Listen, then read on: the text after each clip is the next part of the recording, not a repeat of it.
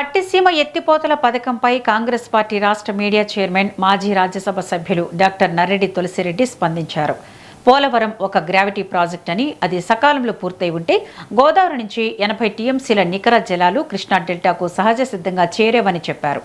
అలాంటి పరిస్థితిలో పట్టిసీమ ఎత్తిపోతల పథకం అవసరం ఉండేదే కాదన్నారు.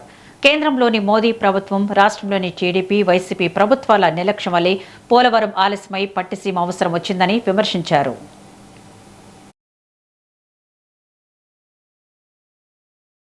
పట్టిసీమ పథకం గురించి ముఖ్యమంత్రి గారు పదే పదే గొప్పలు చెప్పుకుంటూ ఉన్నారు.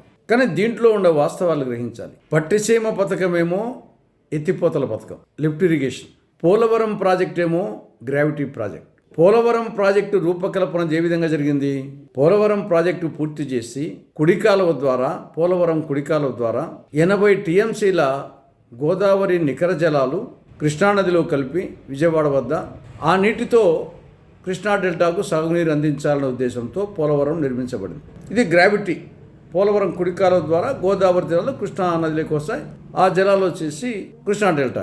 కాంగ్రెస్ పార్టీ అధికారంలోకి వచ్చి ఉంటే 2016 నాటికే పోలవరం ప్రాజెక్టు పూర్తి అయింది. గోదావరి నికర జలాలు పోలవరం కుడికాలువ ద్వారా కృష్ణా డెల్టాకు అందిండేవి.